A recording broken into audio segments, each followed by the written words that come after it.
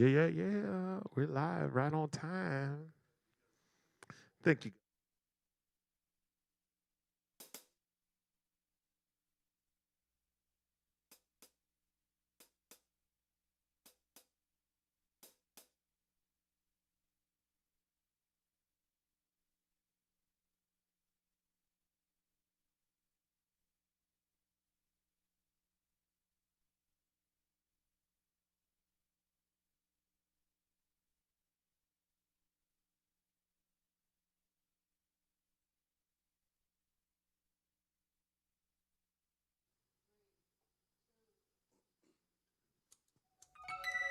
Well, all right, everybody. Come on, welcome in, but bring the energy because it's time for the Sisaundra Show. Oh, yeah.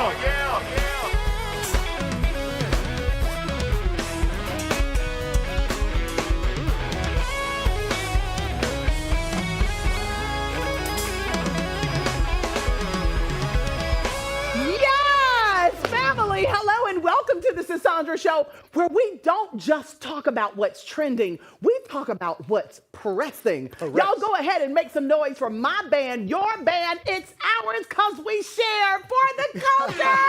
Thank you for sharing. Listen, you want to share the best things in life. And FTC, you are one of the best things in life. Thank you. Okay, give me my money back. Listen, so y'all, tonight is one of those nights where power, faith, money, and accountability all collide. We're breaking down stories that raise serious questions about who's watching, who's protected, and who's really paying the price. From government power and global backlash to a reckoning inside the church. Yes, to a conversation our community can't afford to avoid about money, gambling, and the cost of not knowing. Ignorance. So y'all go ahead, ignorance. Yeah. So we need y'all to get all comfy. Yeah. Grab your bubbly beverage and let's get this show started. Come on, y'all. Let's get it started. Woo. Now, y'all, this is the part of the show where we just shake our heads and say, Fix it, Jesus. Woo-hoo.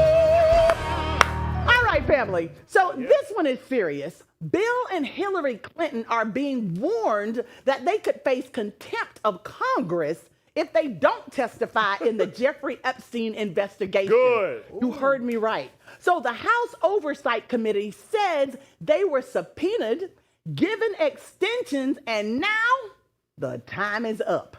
If they don't appear, lawmakers say arrests are legally on the table. Now, new Justice Department documents and resurfaced images have reignited scrutiny into past connections, and Congress says they want answers under oath. Now, this is no longer political gossip. This is constitutional territory.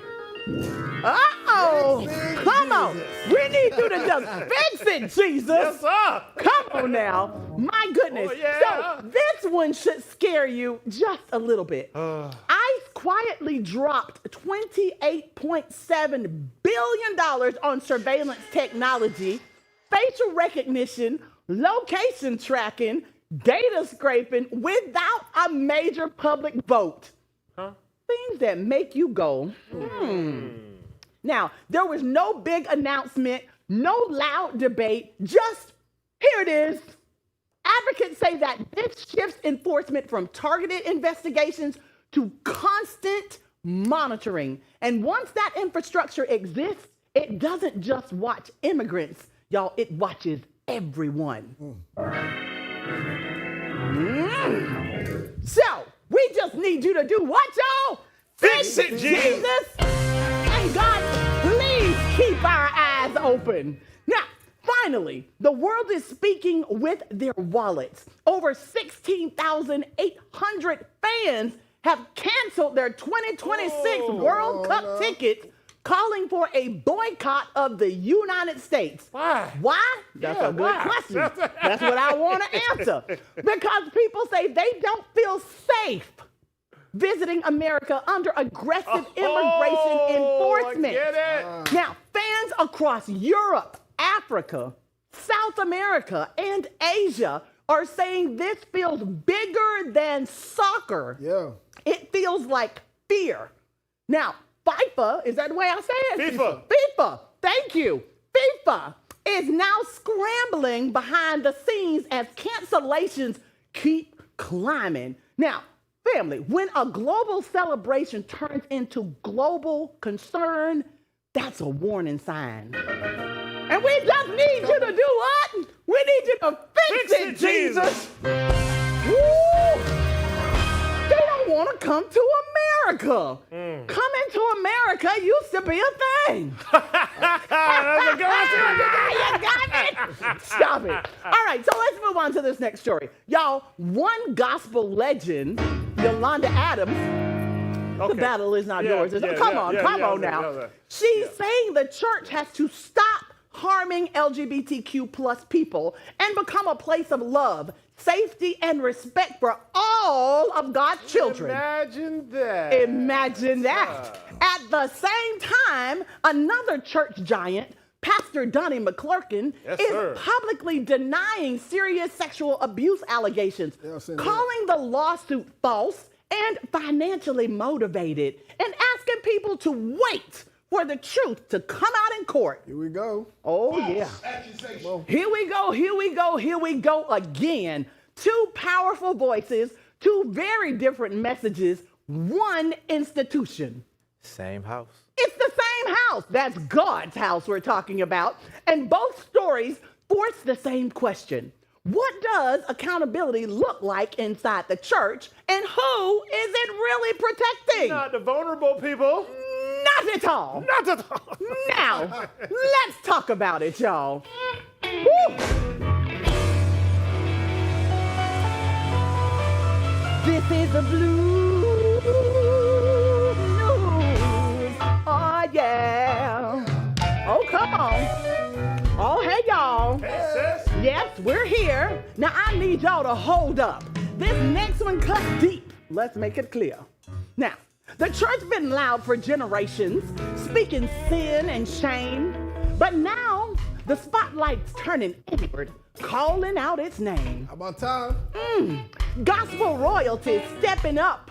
Voices hard to ignore. One preaching love out front, one fighting charges at the door. That's a crazy contrast It right is there. a crazy contrast. Yolanda Adams stood tall, didn't dodge or hide, said the church lost compassion somewhere in its pride. Yep, John, she said that. She said, why would I hurt what God already loves? That ain't politics, baby, that's heaven above. Simple question. It's a simple question, Luke. She spoke on family, nurture, how she was raised to see every soul on this earth as divine royalty. She said, judgment ain't worship, exclusion ain't faith, and God ain't surprised by how he made who he made. Facts. Facts, no cap, Chris. But on the other side, another gospel giant spoke. Oh, Donnie McClurkin fired back saying, the truth got choked. Defensive much. Yeah, he is defensive. A lawsuit hit hard, allegations severe, accusing abuse, manipulation, years stacked in fear. He said, oh, this is fabricated, a setup for pay, claimed false victims hurt real ones along the way. Well, that's a choice. It is a choice, Luke, a choice that was made. He denied every claim, said his record's still clean, said he held Christ's standards. Know what I mean? I hear you, sis. Oh, you better listen up now, Chris. Now hear me real clear, because this tension ain't small. This ain't just two stories. It's a reckoning call. One voice saying, love folks just how they stand. One saying, trust the Lord, let truth be his plan. 2 exits. Yes, John, 2 exits. And the church sitting silent, stuck in the middle, dodging accountability like it's some kind of riddle. Silence is loud. Silence is loud, Luke. You see, when power meets faith and pain meets belief, silence doesn't heal wounds, it deepens the grief. If the church don't preach light, it's gotta face dark. You can't save souls while ignoring the mark. Say that again. You heard what I said. Love ain't selective, truth ain't afraid, and God don't need cover-ups, hush money, or shade. So Blues News asking, with no hate but demand, can the church be a refuge, not a courtroom stand? Can love be louder than doctrine and fear? Or we just gonna shout Jesus and disappear? Now that hit. Oh yeah, John, that hit. And that's what we finna do. Go ahead, Luke. Woo! Gospel legend said love don't exclude. God made everybody, y'all. That's the truth. Another legend say accusations lie. Accusations. Claim it's money talk dressed up in a cry. Church caught between grace and blame. Love preached loud, accountability strained. Faith ain't fear and silence ain't peace. Real healing starts when the dodging cease. This is the Blues News. Anything can happen in a day. Y'all know what I'm talking about. Well, we'll do it again, same time, same place. And we'll do it the Sisaundra Show way. Because this has been the Blues News. Oh, yeah.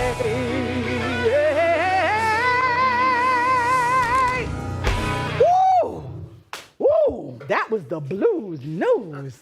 Lord have mercy. From dress debates, allegations, and everything else, the church has definitely been in the headlines recently. Yeah. Talk about Y'all fixing know what Jesus. dress we talking about. Sure. We ain't gonna go there. Come on. All right, let's dive into today's chit chat. Family, tonight is not about money the way we usually talk about it. It's not about being rich. It's not about flexing. It's not about shaming anyone for what they didn't know. Tonight is about the cost of not knowing. Because for generations, financial illiteracy wasn't accidental. It was manufactured. It was enforced through silence, through exclusion, through systems designed to keep us surviving instead of strategizing. And every time we start to recover from one trap, another one shows up. First, it was redlining, then predatory lending, then student debt, and now gambling, sports betting, and quick money culture.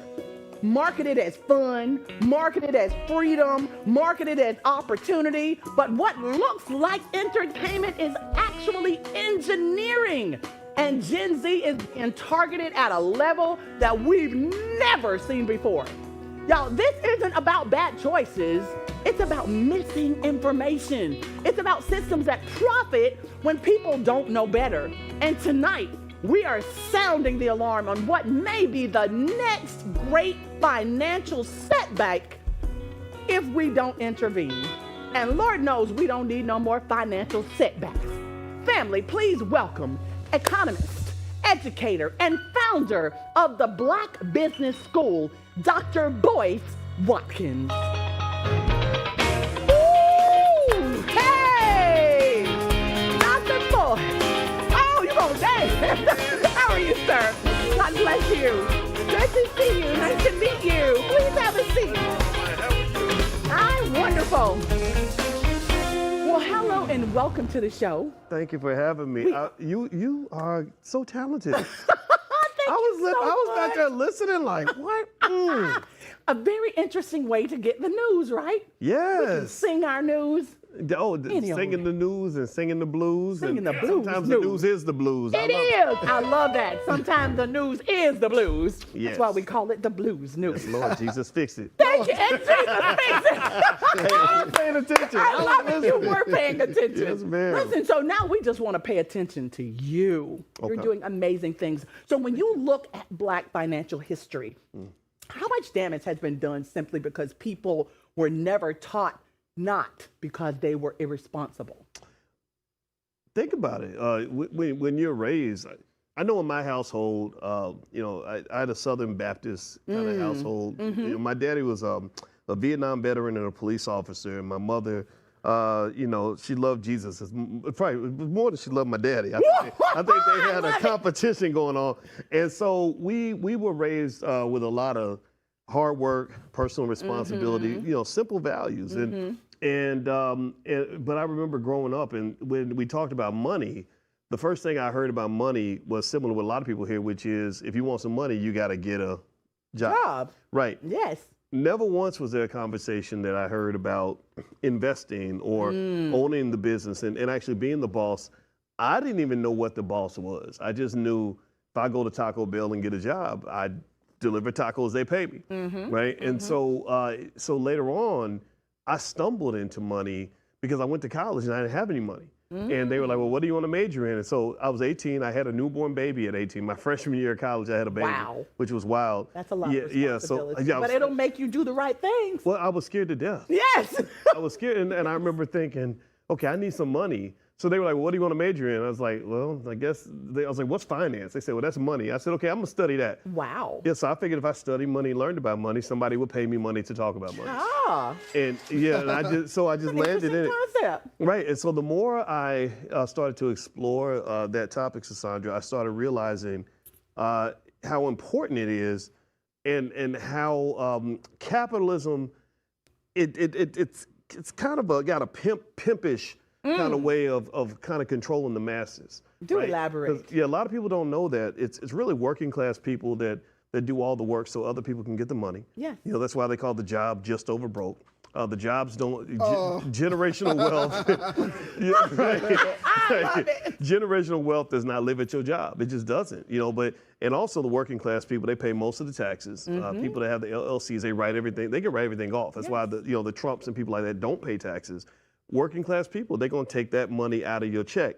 And so basically, I realized, since I've been a black man for a while now, and a little bit. I think I'm gonna stick with it. I love it. I'm not identifying as nothing else. I said, I really think that when we're talking about some of the things that challenge us as black people, whether you're talking about freedom or dealing with oppression and things like that, a lot of it really comes down to economics. Right? Yes. If you're financially desperate, it's very easy for someone to control you. So that led me on this quest to say, let's talk more about money because the rappers talk about money all the time. Money, power, respect, money over everything. Right? Yes. But it's interesting. Think about this. We have a whole culture, like hip hop is heavily influential in the community, and you have a whole culture built around the worship of money with very little understanding of how to actually obtain it, how to keep it, how to grow it, how to pass it down generationally. I think that should be priority number one for our people. Oh, you speaking now. Yeah. Please. So then tell us, when you see the explosion of gambling and sports betting right now, what does it remind you of from past traps our community didn't recognize until it was too late? Yeah, I refer to it as financial fentanyl. Oh. And the reason I say that is because, let me explain like this. I had two daddies. I had a biological daddy and then the daddy that raised me, right? If you know what I mean. Yes. Common experience. Yes. Both of my fathers were addicted to heroin. Oh, wow. One of them stuck with it. The other one decided to kick the habit. And so my father, that raised me, who also did a little bit too much drinking. He's a great man, but the drinking and the drugs got him. Two things he did for me that I really appreciate. One was at an early age, he made me just believe as a black man, you don't even want to mess with alcohol, drugs, none of that, right? And I didn't even know that so many people drank until I got older because he almost talked about like, don't even do this. Right. It's going to mess you up, right? Yes. But then one day I remember him telling me, he said, the worst addiction that you can ever have is a gambling addiction. I said, wait, so it's worse than drugs and alcohol? He said, yeah. Because once you get in that hole, so many other bad things can happen. And that's why you see so many young people that get in a hole with gambling and they end up committing crimes, going to prison, sometimes taking their own lives, and definitely destroying the family. And it's one of these things where I wanted to warn as many people as possible because we've seen this before. You've seen athletes that got so involved with gambling that they lost everything, Yes. and or even ended up with criminal charges, things like that.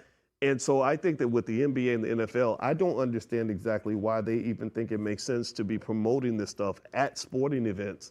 Because and also the other thing too is the people they target specifically are young men between the ages of 18 and 35. Because that's when your testosterone's high. You think you think you know everything, right? Yes. You have a lot of confidence, and they think they can't get caught in that hole. And when they do, sometimes it's very hard to get out. And so I can't tell people what to do. But I can definitely tell you what I'm seeing. Another thing, too, is they target our community specifically because I don't know hardly a single black male professional athlete or comedian or entertainer who does not have a financial deal with one of the casinos where they're promoting some sort of sports betting. Oh, really? So, yeah, so they're specifically targeting us. Interesting. And it's and I'm telling you, and here's the crazy thing about it that's really sinister is they only want to let you play if you are a loser. If you're losing money, they'll send you all these perks and bonuses and push you right. They'll push the addiction. The minute you start winning, like the minute you start outsmarting them and making more money than you're losing, they cut you off. Really? Yeah, really interesting. Yeah. So they actually do control it. It's not by chance. No, there's no chance. That's crazy. No, the house always wins. They have statisticians and mathematicians that know exactly. And then they got data, AI. They have, and it's making the machines run. Yes. Now let me ask you this question, Doctor. Why? I'm going to talk about Gen Z. Why is Gen Z especially at risk financially, psychologically, and emotionally when it comes to gambling culture and quick money narratives? Because at that age, especially for men, it's not as much for women. Even though young ladies can get caught in it, it's but we want to mostly save the our guys. nail money and our hair money. Right. You're right. We got a whole other conversation about what the women are doing with money. But like there's something about being a young man with the testosterone level and everything. And there's a guy on YouTube named Michael Francis who's a former member of the Gambino crime family who decided, he got out of prison after 20 years, decided to start a YouTube channel. It's the best advice ever. He reminds me of my daddy. People don't know anything about cops. My daddy was a cop. Cops and gangsters sound a lot alike when they talk. My daddy was a cop, but he was also a gangster, right? I love it. Yeah, so I listen to this guy, and I love him because he gives the best advice ever to young men, and he explains specifically how they would fix games. He said, wow. Yeah, he said, so because he goes to colleges, he'll talk to the young guys and say, you don't want to get involved with gambling. And he'll say, well, here's what would happen. He said, either way, some of the young guys will still do it. They think they're not going to lose. And then they would get in a hole. They think they're going to get out, but then they don't. And then we scare them, and we would go talk to them and say, hey, look, I want to help you out. So in the next game, we need you to fumble a couple of times. So, and that's how I've you heard bounce back. about that. That's crazy. Yeah. They throw the games. Yeah, well, here's what's going on. See, the thing is that you've already had athletes get arrested for it. But I'm going to tell you, that is the tip of the iceberg. There's already, it's almost like you're seeing this much, but there's this much happening beneath the surface. They're covering it all up, but eventually they won't be able to cover it up. And I mark my word, within the next 18 months to 2 years, you're going to see some massive major scandal that will show that it's happening systematically. At the college level especially, because think about it, there are many arrests at the college level really. I think there was 1 or 2. But that's where the bulk of it's going to happen. Are you serious? Yeah. So what would you say to athletes and anybody that's going in the gambling direction? What would you say to them? Words of wisdom for them. I would say if you want to make money, become an investor. Become a hustler. And I'm not saying that I'm not here to judge anybody. I don't believe in telling people how to live their lives. I would just But the advice you'd give is respected. The number one thing that any young black person should be doing is investing for the future, because that's what's going to give you the freedom and the happiness that you're looking for. And there are ways to invest and make money where you don't have to put yourself in these terrible situations where the odds are stacked against you. Give me a couple of things that college students can do to not gamble if they wanted something more productive and forward moving to do. Start a business. Start a business. I love that. Yeah. I just told my son that. He's a freshman in college, and he's like, Mom, I need to do this. I need to do this. I said, you know what? What do you love to do? I know you're an athlete. You're playing basketball. But if you're so keen on you got to have a job and you got to make money, start your own business. Yeah, if you are a hardworking person and you've got a social network, the the best way you can spend your time in your life is doing business and making money with people that you care about. I love that. I work with my brother, and I've been doing it for over 20 years now, and that has been the single greatest joy of my life. There's nothing better than going out and making a few $1 million with somebody you love. I love that. And that's so with much your better. Brother. That's so much better than the corporate plantation. And with that being said, there's no more that needs to be said. God bless you. Thank you for joining us. Bless We you as wish well. you continued success. And for everybody out there, no gambling. Start a business. We'll see you next time. Stay away. Thanks so much, sis. Thank you, son. Come on. You just scan that QR code at the bottom of your screen because we've got so much more exclusive content for y'all right here only on the Sisaundra Show. We want to thank you so much for tuning in and hanging out with us. And until next time, we'll